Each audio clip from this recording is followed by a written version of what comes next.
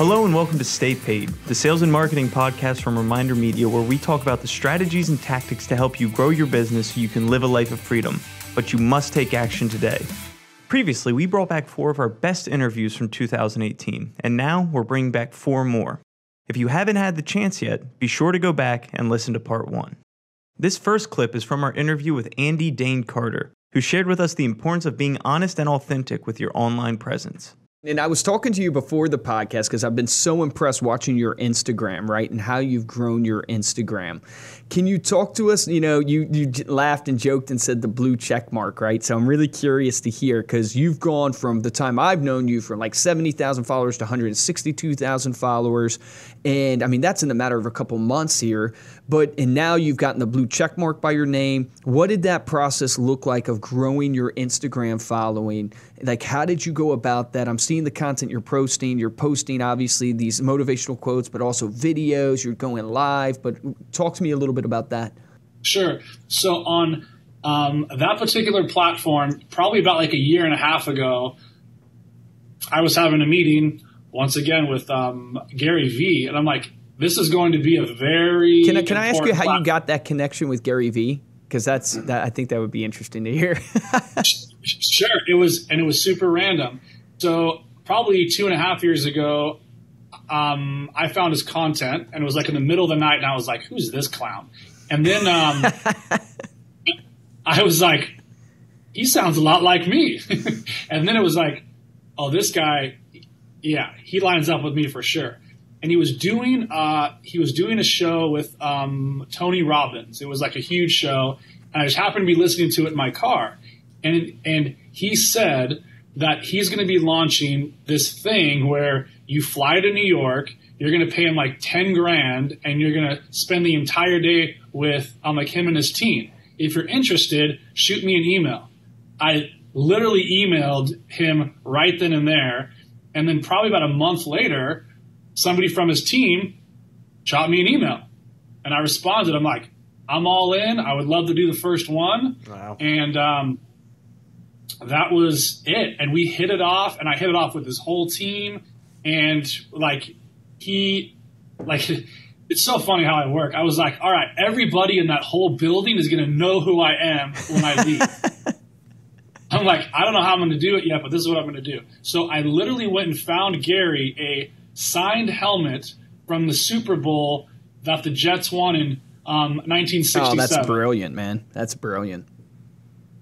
And so I bought it. It was a small fortune. And I brought it in this big old box, and we videoed the whole thing of him and I, together, like opening it up.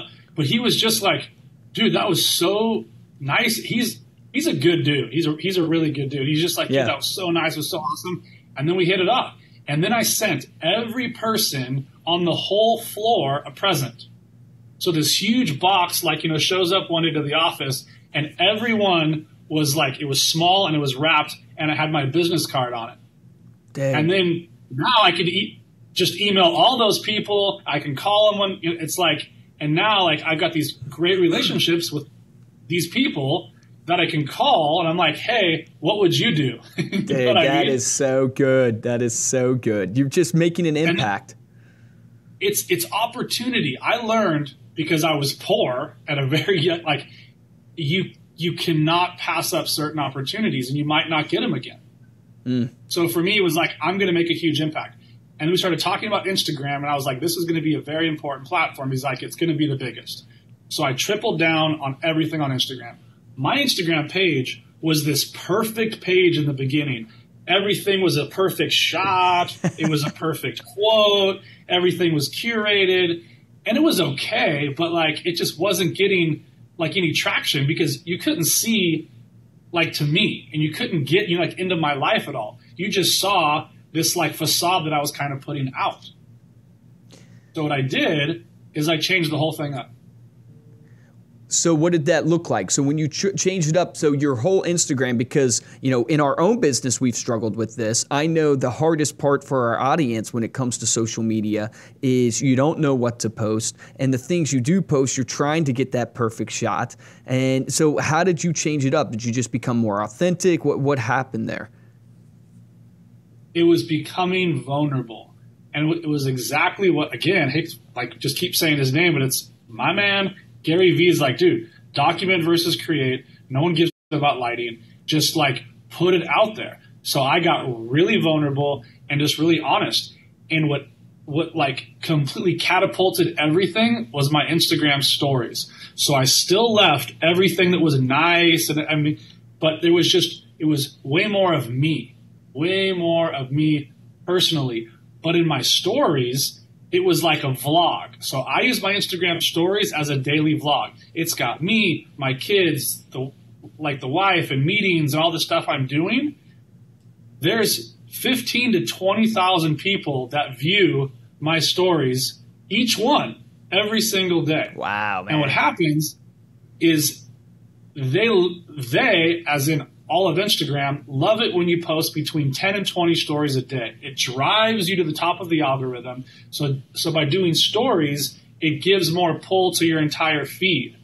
So once I found that out, it was like, it's game on. So the stories are my vlog, and the content within it is way more just real now. And it's not so like completely curated, which has literally tripled my followers by just doing that. Are you hearing this, guys? I mean, if you're listening to this, well, what I'm hearing is just it's massive action, the 10 to 20 stories a day.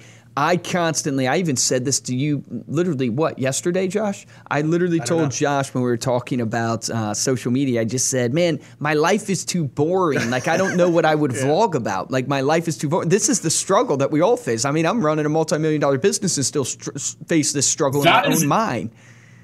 But that's not boring. You think it's boring because you're living it. Correct. I have the same struggles. But there are people that literally shoot me emails and DMs that say, where are the secret meetings today? Because I do secret meetings in my stories. That's awesome.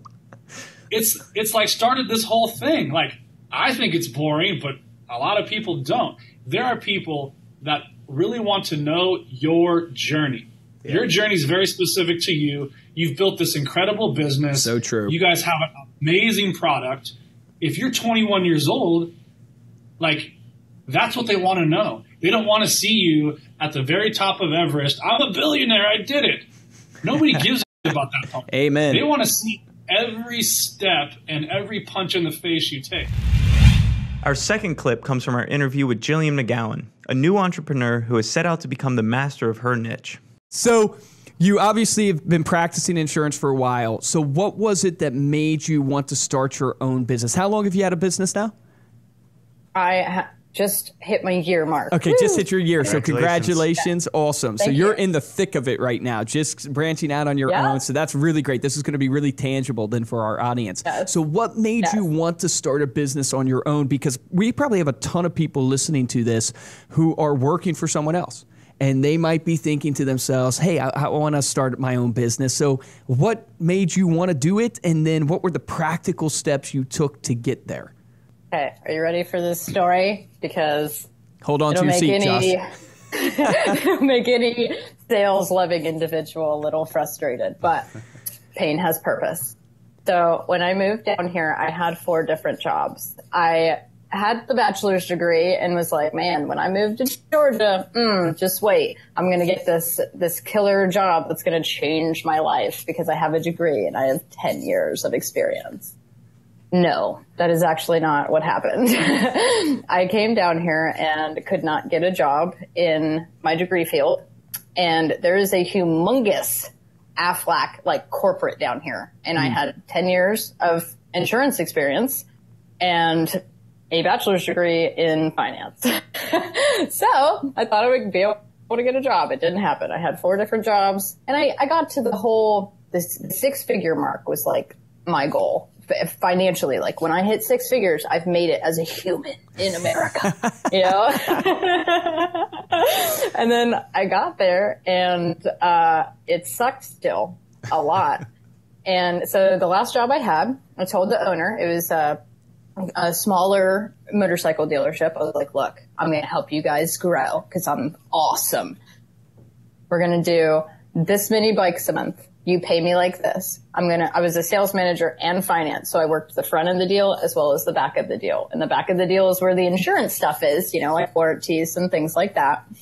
I'm going to do this much on the front, this much on the back. I'm going to sell this many bikes, and that's what's going to happen. Well, I did that, and I even actually took a salesperson from somewhere that I already had worked, and I had them change the pay plan for that person too. And we hit those goals, like we crushed those goals 3 months in a row, back to back to back, and they cut my pay over 25%. Oh, that's a common story for salespeople. Common pain point. Yep. Yeah.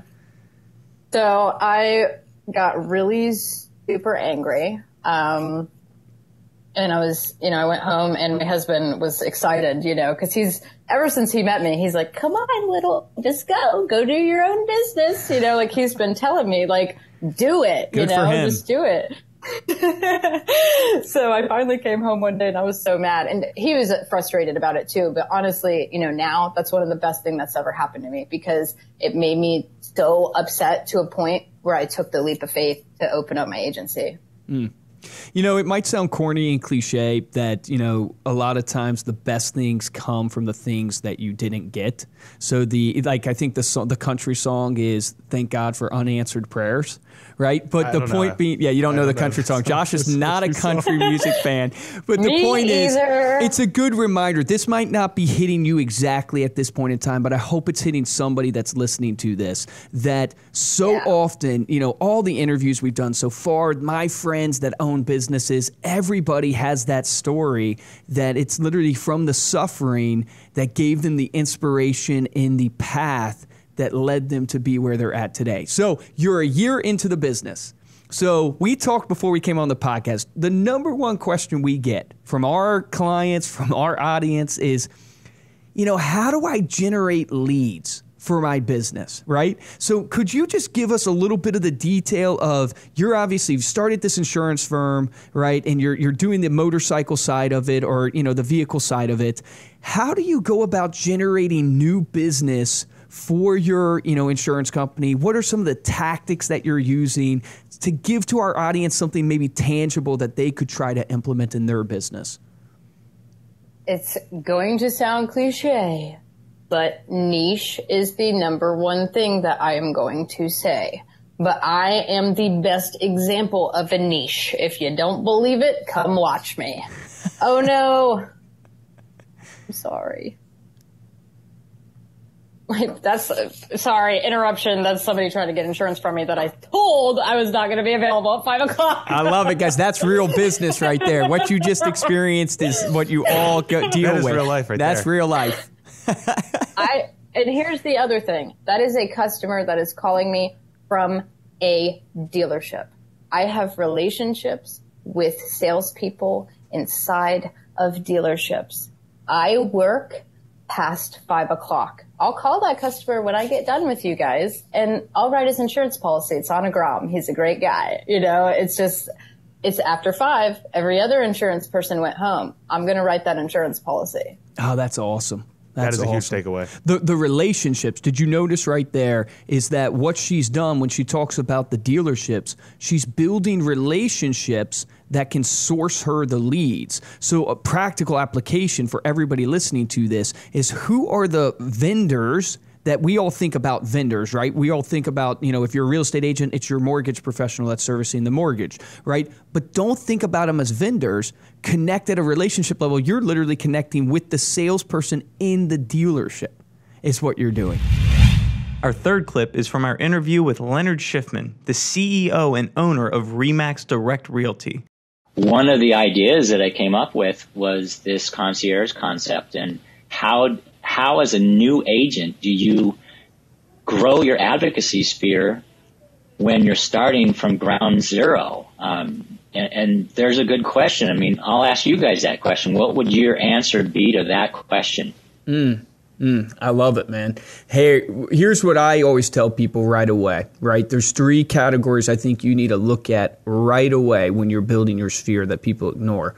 I think they ignore their friends and family, because the last thing someone wants to be to their friends and family is a salesperson. so they ignore them, they think their uncle's going to use them. And I always harp all the time with people is that, look, your Uncle John knows you, because I have an Uncle John. He knows you as Luke the nephew. He doesn't know you as Luke the real estate agent. Yeah. You've got to let him know, because you got to ask yourself this question right now. Do you know what your uncle needs in his job to be successful? Chances are you might know what his job is. Maybe you don't even know what he does, but you might know what his job is, but you don't know what he needs to be successful. And so first you want to start with your friends and family. Second, that I tell people all the time is look at your social life, your social activities that you do every day. I always give the analogy of the gym, because I've been going to the gym since the beginning of the year consistently. The beautiful thing about that on one of your podcasts. Your social routine. What's beautiful about your social routine is it's consistent usually. You go to the same church usually, you go to the same gym usually, so it gives you the opportunity to very slowly but surely build relationships with those people in your sphere, and non-awkwardly, for most of us, non-awkwardly introduce yourself and what you do to the people at the gym and the people at your church. So that's just a couple of just areas I would give you. There's more, but that's how I would go about it. But tell us, that's really good. Your thought process on this concierge, you're thinking how do new agents generate leads? How do they actually build their sphere? What's your thoughts? Well, and I agree with you 100%, and I did not do that in 2008. However, I signed up for your magazine. It's a 50 magazine minimum. Yeah. Now, I was an appraiser, and I'm an introvert, so I had about 6 people on my list, which means I had to figure out how to send the magazine out to 44 other people. I literally went to my mother and said, "Mom, can I send this magazine to your friends?" And over the course of a year or two, it went from 40 of my mother's friends, 6 of mine, 4 people that I started to interact with at work. And slowly it converted into clients through relationships. That's awesome. The transactions closing. So one of the things that an agent today can do is exactly what you said, and be prepared. Have your business cards with you all the time. In the grocery store, you could overhear somebody talking about real estate. I was at a sports bar 2 weeks ago, and these 2 guys were selling their homes by owner. And I just couldn't help myself. I had to stand up and, I just said, well, here, guys, here's what I do. Here's my card. And let me tell you, ask you a question. Are you, how much of the buyer pool are you losing by trying to sell your home by owner, and what does it mean to you? And they just looked at me with these blank stares. And within a week, both of them listed their properties with a discount broker, and I'm just waiting for the call when they want to hire me. However, dude, that's awesome. That's awesome. Yeah. So like you say, you must be aware, and you hit on something that's really interesting, because I do a lot of coaching, and RE/MAX has a program called Momentum. Momentum training for agents and for owners. And the first tier agent is typically the agent that is 2 years or under in experience. And we call it the 3 C's. If you were to make a pyramid, the first C is commitment, and the second C is consistency. And through commitment and consistency, you gain confidence. And when you gain that confidence, you're more compelled to show up again the next day and be committed and be more consistent and build more confidence. And it goes around and around and around until you get to the point where you step up to a tier 2 broker, which are the 3 E's.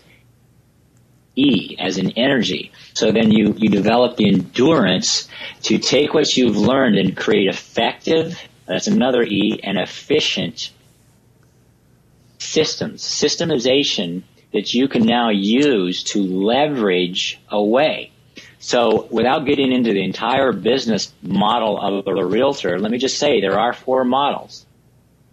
There's the economic model, the operational model, the organizational model, and the career development model. And I just want to give you guys a plug, because here's what I found out in doing a little bit of research. I don't know if you guys just rolled it out this year or not. However, if you're looking for an item of value to send to your clients, other than this, which is the best in the industry in the entire country. For those listening and not watching, he's holding up American Lifestyle magazine. Yes. Yes, I am. And in addition to that, you have 48 print media items of value for agents and clients alike that you can download at print quality, print it out, and send it to your sphere. And then I'm not done. It keeps going. You've got 11 ebook downloads. All right, Leonard, you're hired. Yes. We did not pay him, guys. We did not pay him to say this. I'm retiring. I'm trying to retire, guys. Sorry. And then you have 8 success guides. Now, how much is that worth? I mean, what would somebody pay for that? Our last clip comes from our interview with Sina Azari, who is an expert on marketing to millennials. So you talk about wishing that someone would have helped you because of all the mistakes you made as an entrepreneur. So let's talk about that, because a lot of our people listening to this, they're entrepreneurs. They're real estate agents, insurance agents, financial advisors trying to grow their business. You know, looking at Present Financial. So how long has Present Financial been around? Present Financial, I don't know if we can still call it a startup, but we just hit our 2-year anniversary. Congrats, we just hit our 2-year anniversary last month. 2 years. So how long is the startup? I don't know. We've been around for 15. Yeah, we still call ourselves a startup. Yeah, we say it's more of an attitude. Yeah, attitude mentality. We're on the same page, guys. It's kind of like you still think you're a millennial, you know? Hey, come on, man. I'm just messing with you. But let's talk about, Present Financial. So you start this company. What was your motivation to start your own company? And then I have to give credit to the founders. The founders are Sina Azari. Yep. Sina Azari really headweighted this deal. She is the founder. She's 17 years in financial services. She is a millennial, 35-year-old female leader in financial services. She had this vision behind Present and really led this direction. And I was the third or fourth of the leadership team to join and say, hey, let's really take this thing across the country. Love it. Love it. So what has been the biggest challenge? So you come from banker's life, you're established, right? And now you're coming into a no-name company that doesn't have any brand awareness or anything like that. That's where a lot of our entrepreneurs are, right? So they have no brand awareness. They're starting fresh. What did you do to start generating business? I'm sure you brought some business over with you, probably from banker's life, but what did you do to really attack, to spread the brand of Present Financial?